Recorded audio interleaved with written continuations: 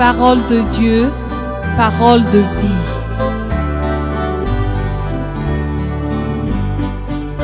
Une émission présentée par la radio Tin Tien avec les offices de l'association Tira Shifila Jantsara, chant et évangile. Que la paix et la joie soient avec vous à l'écoute de l'évangile de Jésus-Christ, puissance de Dieu pour le salut de quiconque croit.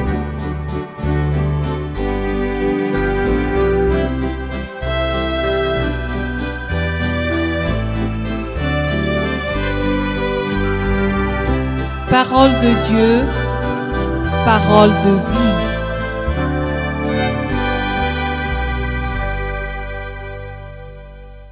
Christ ressuscite d'entre les morts. Christ ressuscite d'entre les morts. Cela est l'œuvre de Dieu.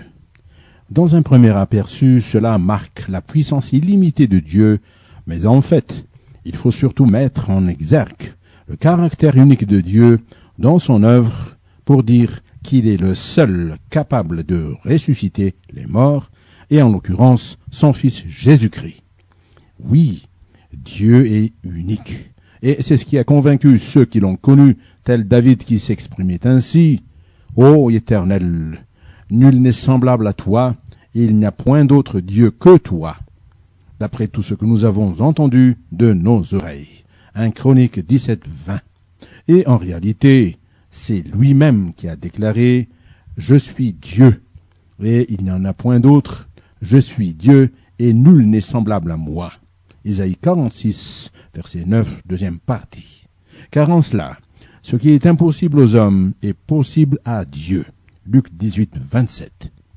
C'est la résurrection des morts qui est impossible aux hommes, mais possible à Dieu. Oui, tout est possible à Dieu. Marc 10, 27. Et c'est la foi en cela qui a justifié Abraham, car ayant la pleine conviction que ce que Dieu promet, il peut aussi l'accomplir, selon Romains 4, 21.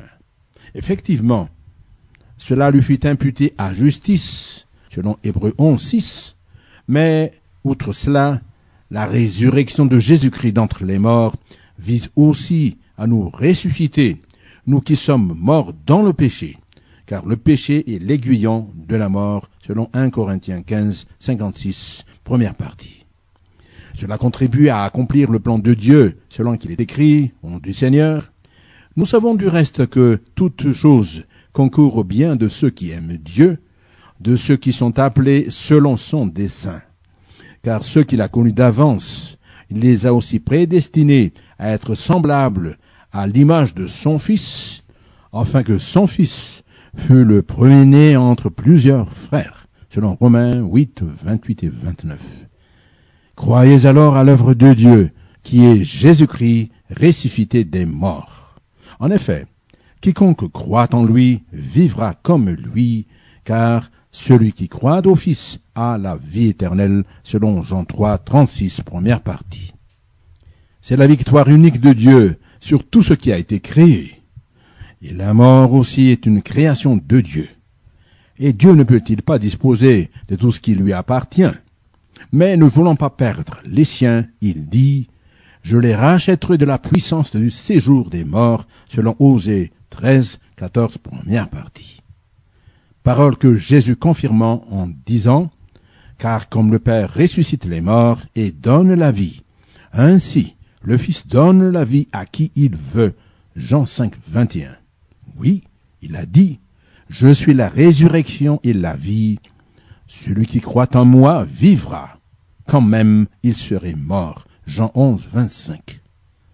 Jésus a vaincu la mort. Il est ressuscité, selon la déclaration des anges aux femmes qui vinrent au sépulcre et qui trouvèrent que la pierre avait été roulée de devant le sépulcre.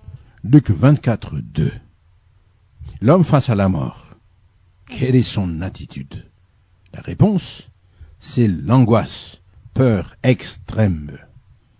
Pourquoi l'angoisse de l'homme face à la mort?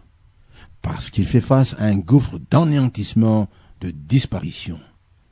C'est l'angoisse de la chose créée face au néant qui signifie négation, de l'existence, de la création, de la créature, effacement et extinction pour l'éternité.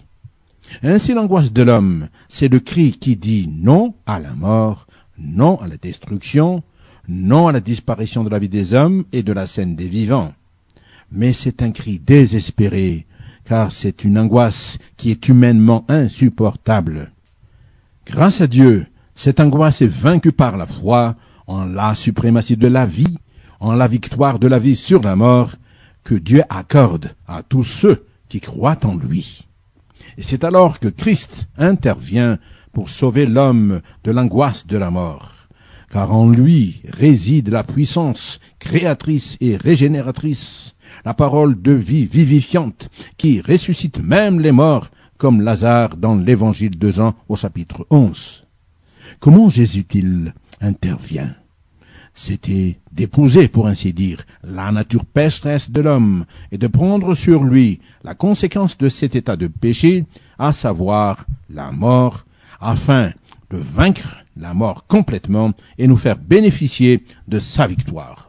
Ainsi, il est écrit au nom du Seigneur, « Me voici, moi et les enfants que Dieu m'a donnés. » Ainsi donc, puisque les enfants participent au sang et à la chair, il y a également participé lui-même, afin que par la mort, il anéantit celui qui a la puissance de la mort, c'est-à-dire le diable, et qu'il délivra tous ceux qui, par crainte de la mort, étaient toute leur vie retenus dans la servitude. Hébreux 2, 13 à 15.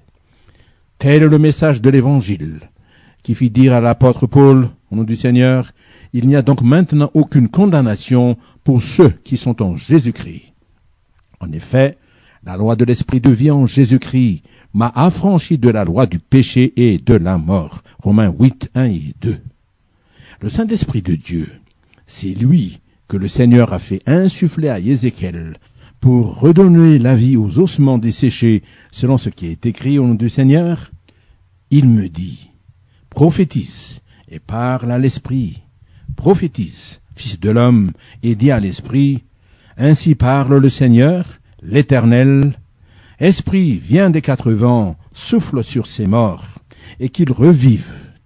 Je prophétisais selon l'ordre qu'il m'avait donné, et l'Esprit entra en eux, et ils reprirent vie, et ils se tinrent sur leurs pieds. C'était une armée nombreuse, très nombreuse. Ézéchiel 37, 9 à 10. La question est alors de savoir que pourrait être notre attitude face à la victoire de Christ sur la mort. 3 idées essentielles répondent à cette question. La première, la résurrection de Christ ou sa victoire sur la mort motive notre foi en Jésus. L'apôtre Paul disait aux Corinthiens au nom du Seigneur, « Si Christ n'est pas ressuscité, notre prédication est donc vaine, et votre foi aussi est vaine. » 1 Corinthiens 15, 14. En effet, si Christ n'a pas été ressuscité, à quoi sert-il de le croire? Autrement dit, point n'est besoin de croire à ce qui ne vit pas, ou à ce qui ne vit plus, et à ce qui est mort. C'est tout le sens de la réprobation que Dieu formule contre les pratiques idolâtres d'Israël, ou culte des choses mortes, ou démunis d'esprit. Selon ces termes par la bouche du prophète au nom du Seigneur, à quoi sert une image taillée? Pourquoi un ouvrier la taille? À quoi sert une image en fonte et qui enseigne le mensonge? Pour que l'ouvrier qui l'a faite place en elle sa confiance. Tandis qu'il fabrique des idoles muettes. Malheur à celui qui dit au bois, lève-toi, à une pierre muette, réveille-toi. Donnera-t-elle instruction? Voici, elle est garnie d'or et d'argent, mais il n'a point en elle un esprit qui l'anime. Habacuc 2, 18 et 19. Et c'est tout le sens de la question que les anges adressèrent aux femmes qui voulaient s'enquérir au sujet du corps de Jésus dans la tombe, en disant, « Pourquoi donc cherchez-vous le vivant parmi les morts? Dieu n'est pas Dieu des morts, mais des vivants. » Marc 12, 27. Ainsi le Seigneur affirme, « Qui croit au Fils a la vie éternelle. » Jean 3, 36. Et Jésus de dire, « Car comme le Père ressuscite les morts et donne la vie, ainsi le Fils donne la vie à qui il veut. » Jean 5, 21. De même, en vérité, dit le Seigneur, je vous le dis, celui qui écoute ma parole et qui croit à celui qui m'a envoyé a la vie éternelle et ne vient point en jugement, mais il est passé de la mort à la vie. En vérité, je vous le dis, l'heure vient, et elle est déjà venue, où les morts entendront la voix du Fils de Dieu, et ceux qui l'auront entendu vivront. Jean 5, 24 et 25. Deuxième idée concernant notre attitude vis-à-vis de la victoire de Jésus sur la mort. La résurrection de Christ motive notre engagement et notre consécration pour Dieu, pour le Seigneur. Car la résurrection, c'est une démonstration de puissance, bien au-delà de ce que nous pouvons penser et croire. Et c'est en vérité la manifestation de la gloire de Dieu, de la pleine autorité qu'il possède sur toutes choses, autant sur la vie que sur la mort. Et c'est ce qui justifie notre motivation à œuvrer pour le Seigneur, ou plus exactement, à faire son œuvre, dont il assure lui-même la maîtrise et l'accomplissement, car comme il écrit, c'est Dieu qui produit en vous le vouloir et le faire, selon son bon plaisir, disait l'apôtre Paul aux Philippiens 3, 12. Et c'est ainsi qu'il interpella ceux qui doutaient à son égard en disant « Ainsi parle l'Éternel, le Saint d'Israël et son Créateur, veut-on me questionner sur l'avenir, me donner des ordres sur mes enfants et sur l'œuvre de mes mains ?» Ésaïe 5, 11. Ainsi, chers amis, nous ne travaillons pas par notre propre force, mais c'est Dieu et Dieu lui-même qui nous ceint de sa force, selon la déclaration de Paul. Ce n'est pas à dire que nous soyons par nous-mêmes capables de concevoir quelque chose comme venant de nous-mêmes. Notre capacité, au contraire, vient de Dieu. 2 Corinthiens 3, 5. Aussi, la parole de Dieu nous exhorte par la bouche de Paul, disant, au nom du Seigneur, « Ainsi, mes frères bien-aimés, soyez fermes, inébranlables, travaillant de mieux en mieux à l'œuvre du Seigneur, sachant que votre travail ne sera pas vain dans le Seigneur. » 1 Corinthiens 15, 58. Pourquoi? Parce que c'est le Seigneur lui-même qui en porte garant et qui en est le juste rémunérateur. Troisième idée enfin, concernant notre attitude vis-à-vis de la victoire du Seigneur, c'est la résurrection de Christ qui explique notre acceptation de notre mort à nous-mêmes et de vivre pour Christ et par Christ. Déjà au cours de sa pérégrination avec ses disciples, Jésus déclara « En vérité, je vous le dis, si le grain de blé qui est tombé en terre ne meurt, il reste seul. Mais s'il meurt, il porte beaucoup de fruits. Celui qui aime sa vie la perdra, et celui qui hait sa vie dans ce monde la conservera pour la vie éternelle. » Jean 12, 24 et 25. C'est cette conviction qui a amené l'apôtre Paul à témoigner en disant au nom de Dieu, « J'ai été crucifié avec Christ, et si je vis, ce n'est plus moi qui vis, c'est Christ qui vit en moi. Si je vis maintenant dans la chair, je vis dans la foi au Fils de Dieu qui m'a aimé et qui s'est livré lui-même pour moi. » Galates 2, 20. De même, je ne fais pour moi-même aucun cas de ma vie comme si elle m'était précieuse, pourvu que j'accomplisse ma course avec joie et le ministère que j'ai reçu du Seigneur Jésus, d'annoncer la bonne nouvelle de la grâce de Dieu. Acte 20, verset 24. Pour conclure, le message de la résurrection du Christ reste vivant et tout à fait actuel et devrait être vivace dans nos esprits. Par le Saint-Esprit puissant de Dieu, la parole de vie résonne jusqu'au fin fond de la tombe pour réveiller les âmes assoupies, mortifiées et affaiblies par les chagrins et les luttes de la vie, et par les assauts du diable et du péché. Ainsi, la parole de Dieu dit, au nom du Seigneur, « Réveille-toi, toi qui dors, relève-toi d'entre les morts, et Christ t'éclairera. » Éphésiens 5, 14. Chers amis, Jésus-Christ, lumière de vie, lumière du monde, nous dit encore, comme à ses disciples, « Je ne vous laisserai pas orphelins, je viendrai à vous. Encore un peu de temps et le monde ne me verra plus, mais vous me verrez, car je vis et vous vivrez aussi. » Jean 14, 18 et 19. Oui, Jésus était mort, mais Dieu l'a ressuscité et il est vivant pour l'éternité. Et il nous dit, « Je suis le premier et le dernier, et le vivant. J'étais mort et voici, je suis vivant au siècle des siècles. » Apocalypse chapitre 1, verset 18. Cher ami, regarde donc à Jésus, votre Sauveur éternel. Oui, vers Jésus, lève les yeux, à la seule gloire de Dieu. Amen.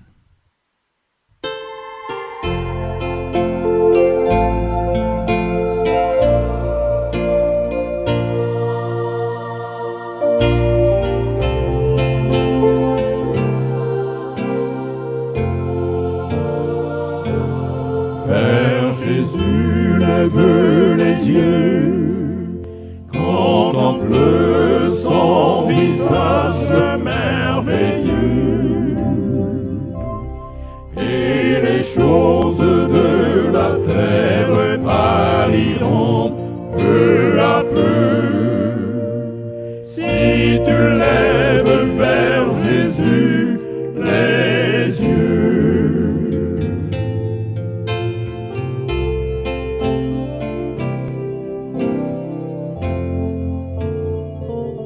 Christ est pour moi un sauveur admirable, un conseiller, un ami merveilleux. Non bien les grands, non bien les comparables, ni sur la terre, ni là-haut dans les cieux.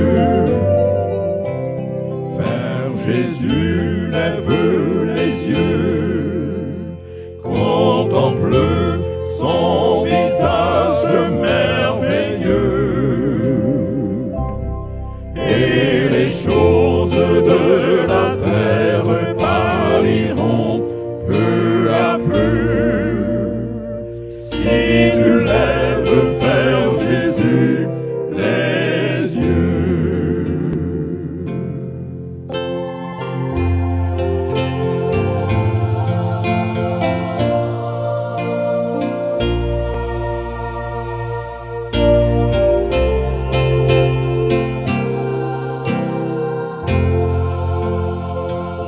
Christ est pour moi le vrai ami qui aime, le compagnon de mes jours malheureux.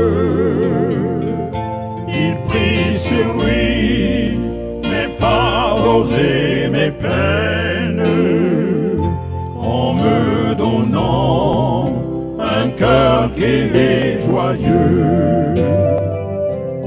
Vers Jésus, lève les yeux, contemple son visage merveilleux. Tu verras briller sur toi ta lumière de vie. C'est le Seigneur, le roi, ton ami. Tu verras briller sur toi sa lumière de vie. C'est le Seigneur, le roi, ton ami.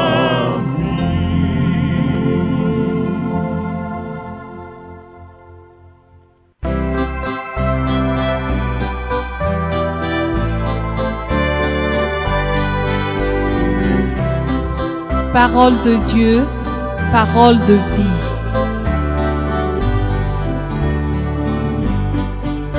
Une émission présentée par la radio Temtienne avec les offices de l'association Tira Shifila Jantsara, chant et évangile. Que la paix et la joie soient avec vous à l'écoute de l'évangile de Jésus-Christ, puissance de Dieu pour le salut de quiconque croit.